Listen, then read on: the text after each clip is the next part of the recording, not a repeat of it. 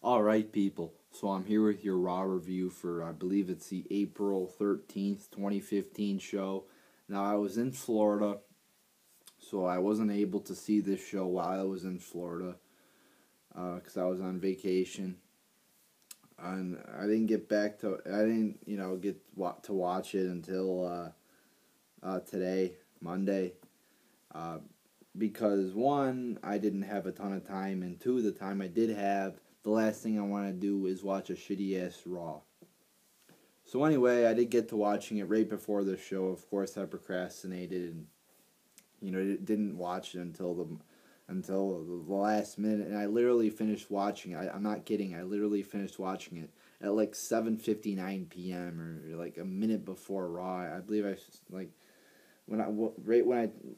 turned on Raw like right after I finished watching the show, and like the entrance of Raw was just coming on, or it was like the beginning vignette that was just coming on. So I obviously did procrastinate, but here it is, people. Your late Raw review here, a little bit late, actually a lot of bit late, but nonetheless better late than never, right?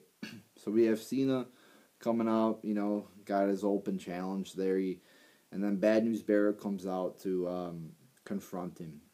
And the thing about Cena's open challenge is, you know if Cena's gonna win, especially if it's jobbers and people who aren't that good or high up on the card. So I mean, it's like, what's the point even of having like this long ass matches and shit if you know that Cena's gonna win?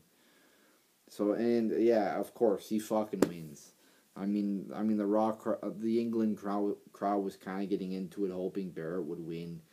Maybe even denying reality, but obviously Cena was gonna win. There was no way Bad News Barrett was gonna job out, or there was no way Cena was gonna job out the Bad News Barrett. And the match, in my opinion, was boring. Yes, he had Cena kick out of Bad News Barrett's finisher, and he had Barrett kick out of Cena's finisher, but I mean, we've seen that many times in the history of this company. So I mean, it's not like that's anything special or anything like that. And the match, in my opinion, was just boring. There was nothing too entertaining about this match. And then Rusev comes out after, attacks Cena, then declares it's a Russian chain match. No, I'm not too familiar. Some people were telling me, oh, this happened back in 1980s. Well, I don't give it. I don't know what the hell a Russian chain match is. So that's just kind of fucking, I thought, just stupid. A Russian chain match, and apparently Cena was explaining it on Raw. Apparently you have to touch fork. I don't even know what the fuck it is. That's the thing about this fucking company. They don't even explain what the fuck. I don't even know what the fuck these Extreme Rules matches are. Kiss my arse match. What the fuck does that even mean? Russian chain match. What does that fucking mean? It happened back in 1980s. Well, maybe you should fucking explain it then to us. This company makes me so fucking mad. I don't even know what the fucking stipulations at Extreme Rules mean. And we have Paige winning the Battle Royal. Just a boring fucking match. Shitty wrestling. I mean, holy shit, do the Divas fucking suck. I mean, they are fucking just horrible. People are like, oh, gotta love the Divas, gotta give Divas a chance. Shut the fuck up with these give Divas a chance. Get out of here with that bullshit. Give Divas. You think they deserve a chance after the showings of the past few weeks? Just horrible wrestling, botches, shitty wrestling, sloppy wrestling. You fucking name it. I mean, this wrestling is just so bad. It's fucking unbearable. Like, fucking the eliminations in this match were just so fucking shitty looking. I mean, you even have Rosa in there eliminating 2 people. I believe the ending, Naomi, like, fucking getting eliminated looked shitty as well. I mean, this match was just a disaster. 0 out of 5 stars I'm giving this match. The only good part happened after the match. Naomi turns heel. It was a good moment, but I gotta say, what the fuck are they thinking? Turning Naomi heel. They only have one fucking babyface now on the roster, which is Paige, if I'm correct. I don't believe they have another fucking face. Great thinking there, creative. That's really great thinking. There's, very logical thinking right there. Creative team. You always got to give it to them. So we have like fucking one babyface diva with AJ retiring. Natalia seems like she's a heel now. And also you got fucking Naomi as a heel. So now you got like one baby face and fucking 10 heels. Great job, WWE, Always got to rely on them to come up with just the greatest ideas and organization and shit like that. You fucking suck, creative team. Then you have the Luchas defeating the Ascension in just a short match. I thought it was mediocre. They should give these fucking teams a longer time to put on a better match. I mean, if you give people 5 minutes, you're not gonna get a great match. Give them at least 8 minutes. Even like 10 or 15 wouldn't be bad either if they're good wrestlers, and the Luchas are. They have some good moves in there, and they did. I mean, I'll give this match 1.75 out of 5 stars. You just got to give the teams more time, I think. Or the Ascension, in my opinion, is not the greatest wrestler, so maybe give them, a better fucking team to fucking wrestle than the Ascension. Like Cesaro and Kid, or even the Usos are better than the Ascension in the ring. Or even the Matadors are.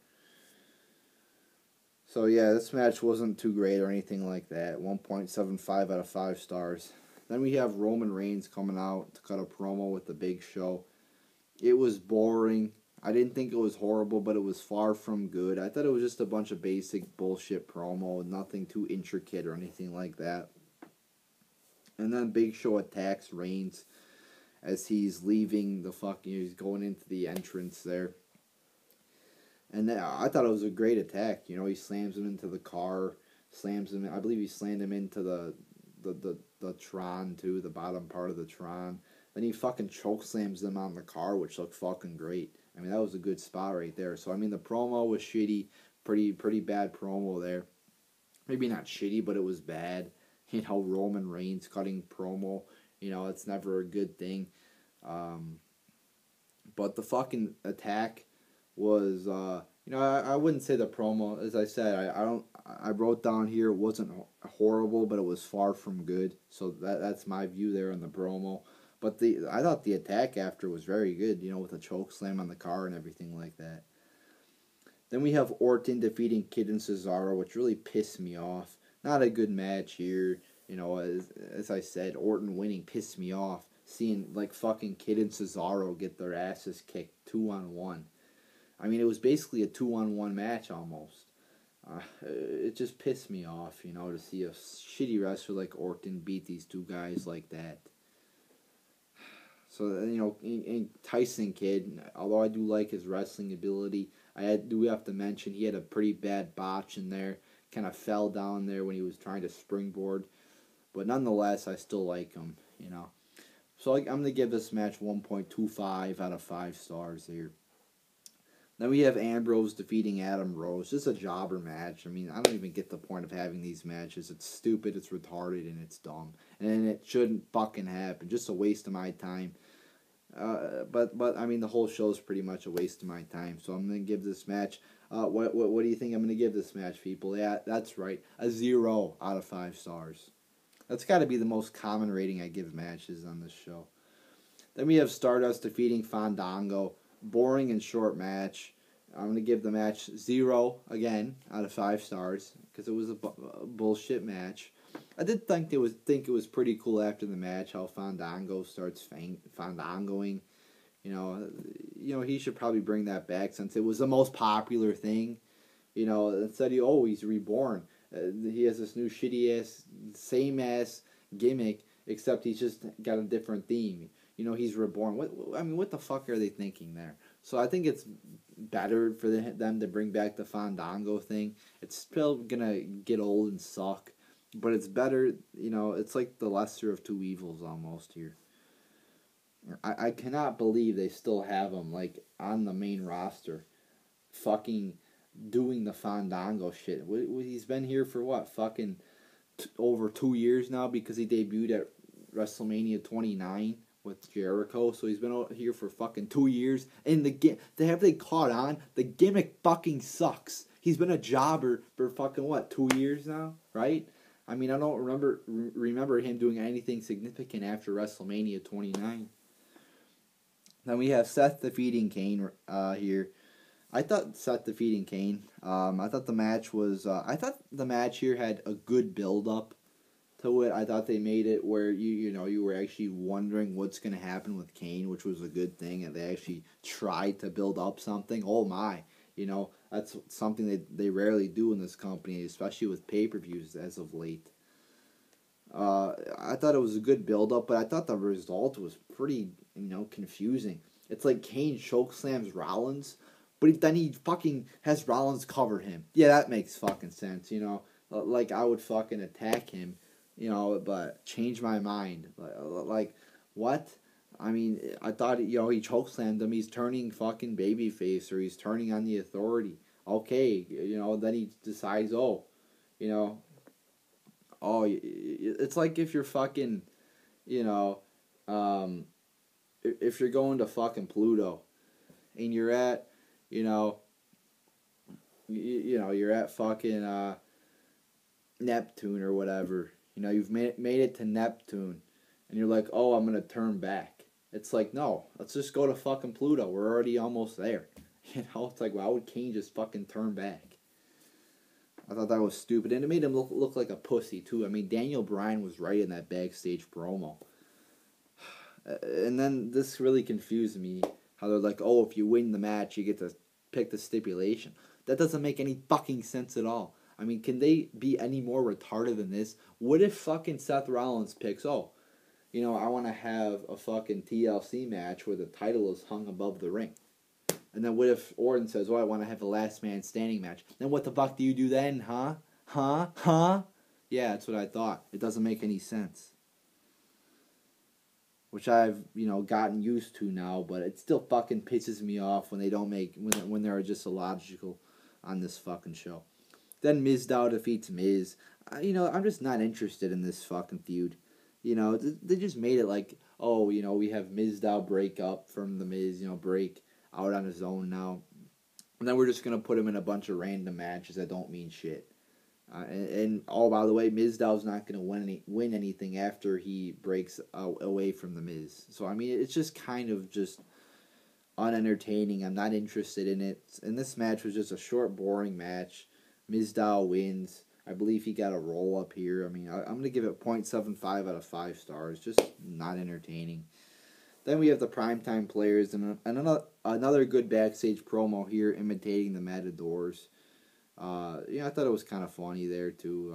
I believe they did another one last week too. So, when I say last week, I mean on the April 6th Raw. So, I thought it was kind of funny here.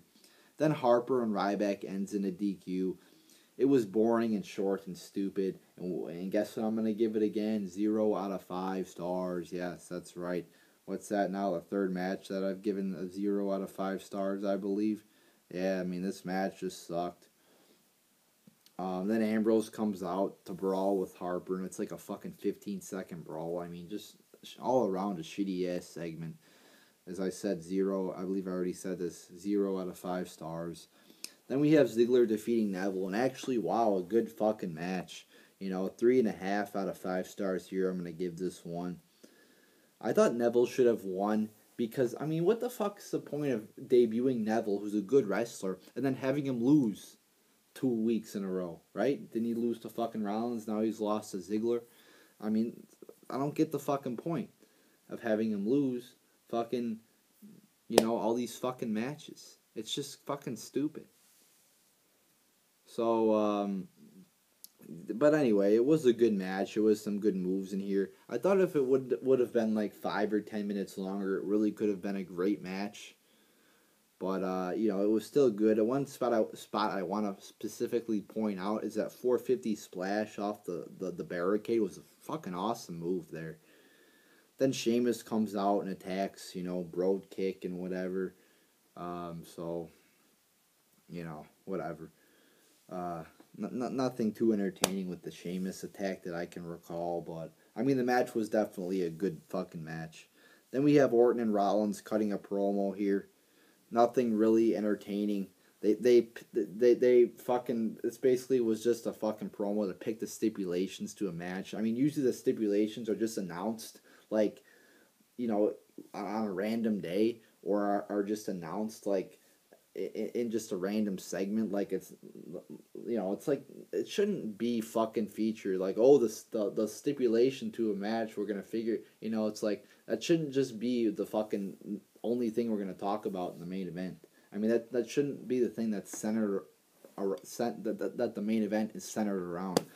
But anyway, they pick the stipulations, and it's fucking authority is banned, or not authority is banned, but there's going to be a steel cage, and there's going to be fucking no RKO. So I mean, I thought it was kind of it's like steel cage. I mean, there's not a lot of things you could really do with a steel cage. I mean, it just kind of seems like this is going to be a boring ass match. I mean, oh, how many times can you throw somebody into the fucking cage?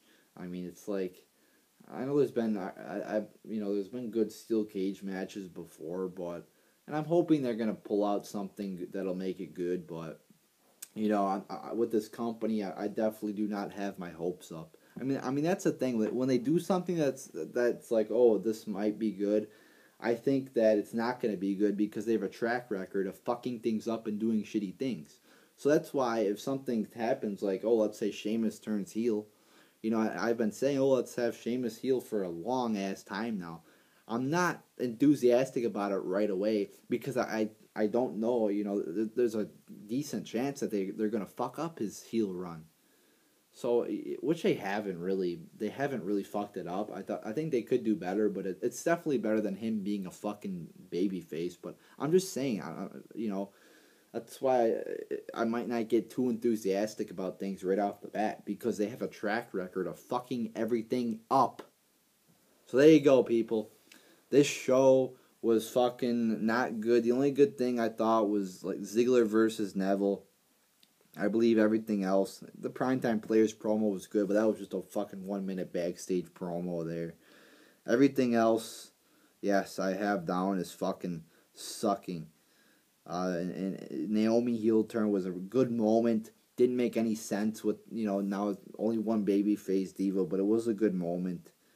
But everything else fucking sucked. So I'm going to give this show, I'll give it fucking a half star out of fucking 10, because everything sucked except like the Neville and Ziggler match, and two other things with the Primetime Players promo and the fucking Naomi heel turn. So there you go, people. There is your fucking Raw review for April, what? I believe it's 13th, right? April 13th, 2015, right? Yes. So there you go, people. There's your Raw review.